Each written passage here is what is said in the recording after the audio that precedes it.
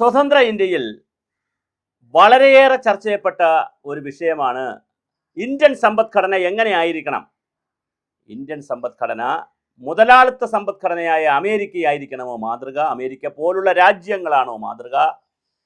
Socialist പാതയിൽ സഞ്ചരിക്കുന്ന, സമ്പൂർണമായി പൊതുമേഖലയിൽ കാര്യങ്ങൾ ചെയ്യുന്ന, എല്ലാം സർക്കാർ ചെയ്യുന്ന, ജനങ്ങൾക്കും സ്വകാര്യ വ്യക്തികൾക്കും ഒന്നും ചെയ്യാനില്ലാത്ത സകല മേഖലകളും സർക്കാർ ചെയ്യുന്ന സോവിയറ്റ് യൂണിയന്റെ സോഷ്യലിസ്റ്റ് പാതയാണോ നല്ലത് എന്നുള്ള ചർച്ച സ്വതന്ത്ര ഇന്ത്യയിൽ വളരെ വലിയ തോതിൽ നടന്നതാണ്. പക്ഷേ അന്ന് ഏറ്റവും ദീർഘവീക്ഷണമുള്ള, ഒരുപക്ഷെ ഇന്ത്യ ലോകത്തിന് നൽകിയിട്ടുള്ള ഏറ്റവും വലിയ സംഭാവന, നമ്മൾ നെഹ്റുവിനെ കുറിച്ച് കുറ്റങ്ങളും കുറവുകളും പറഞ്ഞാലും നെഹ്റുവിൻ്റെ ഗവൺമെൻറ് നൽകിയ, അംബേദ്കർ നൽകിയ, ലാൽ ബഹദൂർ ശാസ്ത്രി നൽകിയ, സർദാർ വല്ലഭായ് പട്ടേൽ നൽകിയ, അന്നുണ്ടായിരുന്ന എല്ലാ മഹാരഥന്മാരും വലിയ വലിയ ദക്ഷിണാശാലികളായിട്ടുള്ള ആളുകൾ തീരുമാനിച്ചു, ഇന്ത്യക്ക് മുതലാളിത്തവും വേണ്ട, സോഷ്യലിസവും വേണ്ട, ഇന്ത്യയുടേതായ ഒരു സോഷ്യലിസം വേണം എന്ന് പറഞ്ഞാൽ അതൊരു മിശ്ര സമ്പദ് വ്യവസ്ഥയാണ്, മിക്സഡ് എക്കോണമിയാണ്. സ്വകാര്യ വ്യക്തികളും നിൽക്കട്ടെ, പൊതുമേഖലയിലും കാര്യങ്ങൾ നടക്കട്ടെ, ഇവർ പരസ്പരം ക്ലാഷ് ഉണ്ടാവാതെ ഇരിക്കണം. എത്ര മനോഹരമായ സിദ്ധാന്തമാണ്. ആ സിദ്ധാന്തത്തിലാണ് ഇന്ത്യ പഞ്ചവത്സര പദ്ധതിയൊക്കെ നടപ്പിലാക്കിയത്. പക്ഷെ ആഗോളവൽക്കരണം വന്നപ്പോൾ 80കളിൽ ലോകമാകെ മാറി. സ്വകാര്യ മേഖലയ്ക്കും കോർപ്പറേറ്റ് മേഖലയ്ക്കും വലിയ അപ്പർ ഹാൻഡ് കിട്ടി. വേൾഡ് ബാങ്ക് അടക്കമുള്ള ആളുകൾ രംഗത്ത് വന്നു, ADB രംഗത്ത് വന്നു, IMF ഇന്റർനാഷണൽ മോണിറ്ററിംഗ് ഫണ്ട്, അന്താരാഷ്ട്ര നാണയനിധി രംഗത്ത് വന്നു. അവരെല്ലാം രംഗത്ത് വന്നിട്ട് പറഞ്ഞത് സർക്കാർ സംവിധാനം എന്ന് പറഞ്ഞാൽ, പൊതുമേഖല എന്ന് പറഞ്ഞാൽ കെടുകാര്യസ്ഥതയും അഴിമതിയും പെർഫോമൻസ് ഇല്ലാത്തതും വളർച്ചയില്ലാത്തതുമായൊരു മേഖലയാണ്. അതുകൊണ്ട് സമ്പൂർണമായും സ്വകാര്യ മേഖലയ്ക്ക് കൊടുക്കണം എന്നൊരു കാഴ്ചപ്പാട് വേൾഡ് ബാങ്കും IMFും ADB മുന്നോട്ട് വെച്ചു. അതും നമ്മൾ ഉൾക്കൊണ്ടില്ല. നമ്മൾ തീർച്ചയായിട്ടും അപ്പോഴും മിശ്ര സമ്പദ്ഘടനയായിട്ട് തന്നെ മുന്നോട്ട് പോയി. ഇപ്പോഴും അങ്ങനെ തന്നെ പോകുന്നു. ഇനി ഞാൻ കേരളത്തിലേക്ക് വരട്ടെ. കേരളത്തിൽ സ്വകാര്യ നിക്ഷേപങ്ങളെ നമ്മൾ ഒരു കാലത്തും പ്രോത്സാഹിപ്പിച്ചിരുന്നില്ല. ഒരു കാലത്തും നമ്മൾ അതിനെക്കുറിച്ച് തിരിഞ്ഞു നോക്കിയിരുന്നില്ല. നമ്മൾ ചില ക്ലീഷേകളിൽ കിടന്ന് കറങ്ങുന്നു.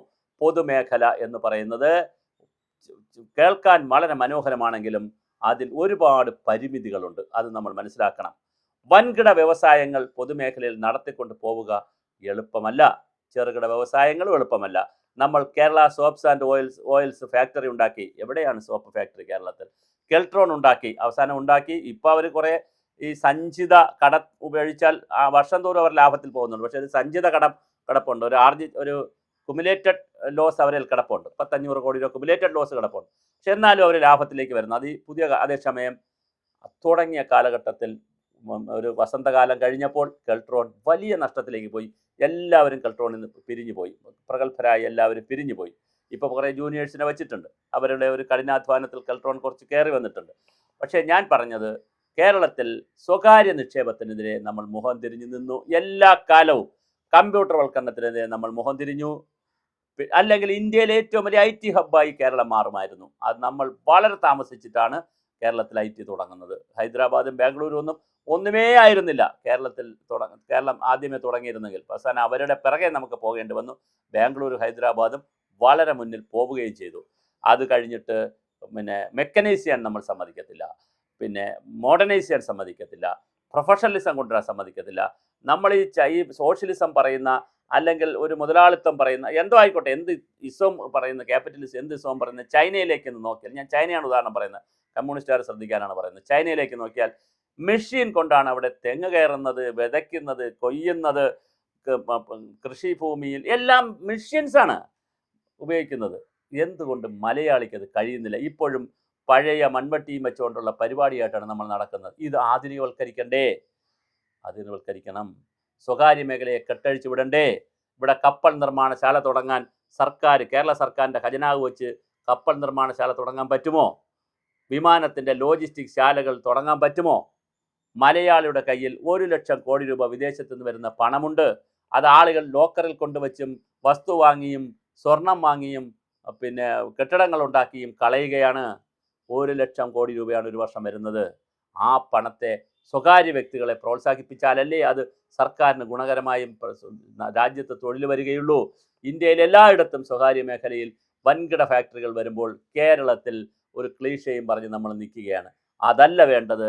സ്വകാര്യ മേഖലയെ കെട്ടഴിച്ച് വിട്ടേ കഴിയൂ. അതിനകത്ത് യാതൊരു ഒരു നിയന്ത്രണത്തിൻ്റെയും വിഷയമില്ല.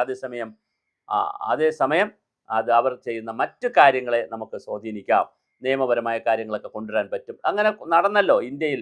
ഇപ്പം ടാറ്റ എന്ന് പറയുന്ന സംവിധാനം, പിന്നെ അതുപോലെ തന്നെ ബിർള, അതുപോലെ തന്നെ അദാനി, അതുപോലെ നമ്മുടെ പിന്നെ പിന്നെ അംബാനി എന്നൊക്കെ നമ്മൾ പറയുമ്പോഴും, അവരെക്കുറിച്ചൊക്കെ കുറ്റങ്ങൾ പറയുമ്പോഴും, നമ്മൾ ജിയോ ഉപയോഗിക്കാൻ നമുക്ക് പറ്റിയത് എന്തുകൊണ്ടാണ്?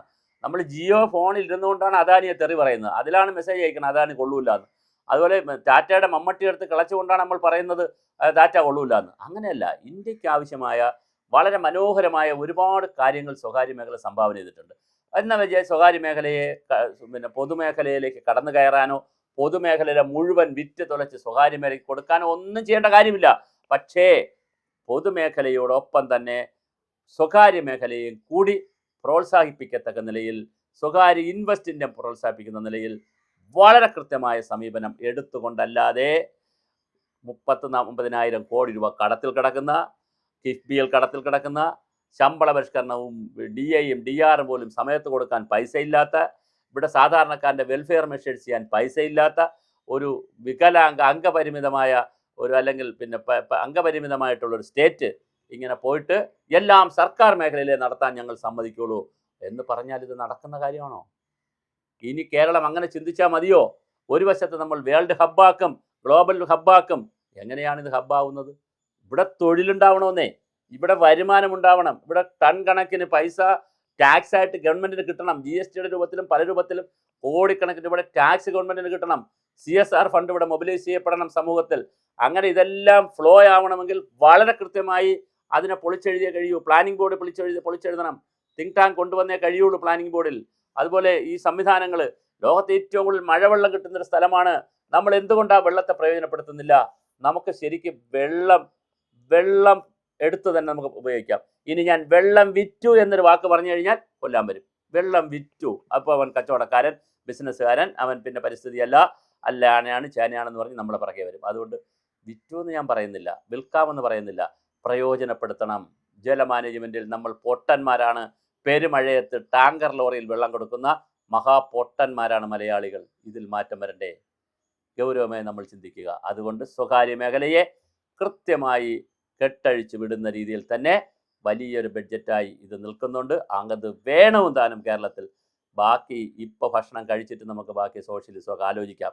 ഇവിടെ അത് നമുക്ക് നല്ലത് തന്നെ സോഷ്യലിസമൊക്കെ നമുക്ക് പക്ഷേ ആലോചിക്കാം. പക്ഷെ ഇവിടെ പാവപ്പെട്ടവൻ്റെ പട്ടിണി മാറട്ടെ, പാവപ്പെട്ടവൻ നല്ല വസ്ത്രം ധരിക്കട്ടെ, അവന് നല്ല ഗുണകരമായ കാര്യങ്ങൾ അവന് കിട്ടട്ടെ, അവൻ്റെ ജീവിത സൂചിക കുറച്ചുകൂടി മെച്ചപ്പെടട്ടെ, നല്ല തൊഴിൽ കേരളത്തിലുള്ളവർക്ക് കിട്ടട്ടെ, നമ്മുടെ കുട്ടികൾ പഠിച്ച് ഇവിടുത്തെ ഫാക്ടറികളിലും രാവിലെ എന്താ മക്കളെ പണിയെന്ന് ചോദിച്ചാൽ അത് ഞാൻ തെക്ക് വടക്ക് നടക്കുന്നു, കിഴക്ക് പടിഞ്ഞാറ് നടക്കുന്നു എന്ന് പറയാതെ ഞാൻ ഇന്ന ഫാക്ടറിയിൽ പോകുന്നു, ഇന്ന വ്യവസായ യൂണിറ്റിൽ പോകുന്നു, ഇന്ന പിന്നെ സംരംഭക യൂണിറ്റിൽ പോകുന്നു എന്ന് പറയുന്ന ചെറുപ്പക്കാരുടെ ഒരു കാലം നമുക്ക് വേണ്ടി വരും. അതിനുവേണ്ടി സ്വകാര്യ മേഖലയെ വളരെ കൃത്യമായി ബ്ലെൻഡ് ചെയ്താൽ മാത്രമേ കഴിയുകയുള്ളൂ. അവർക്ക് ഒരുപാട് അവസരം കൊടുക്കുക. അതിനുള്ള എല്ലാ നൂലാമാലകളും, എന്ത് നൂലാമാലകൾ ഉണ്ടെങ്കിലും അതെല്ലാം ഞൊടിയുടെ കൊണ്ട് പൊളിച്ചെടുക്കുന്ന ഒരു സംവിധാനം ചെയ്യാൻ പറ്റുമോ എന്നുള്ളതാണ് ഈ ഗവൺമെൻറ് മുന്നിലുള്ള ഏറ്റവും വലിയ വെല്ലുവിളി. അത് പറയുമ്പോൾ അത് ക്യാപിറ്റലിസമാണ്, മുതലാളിത്തമാണ്, ബൂർഷയാണ്. പിന്നെ ബൂർഷ അല്ലെങ്കിൽ പെട്ടിക്കട നടത്തണവൻ നാളെ ഒരു കാറ് വാങ്ങിച്ചാൽ അവൻ പെറ്റി ബൂർഷയാണെന്നൊക്കെ പറയുന്ന ആ കൺസെപ്റ്റിൻ്റെ കാലം കഴിഞ്ഞു മാഷേ.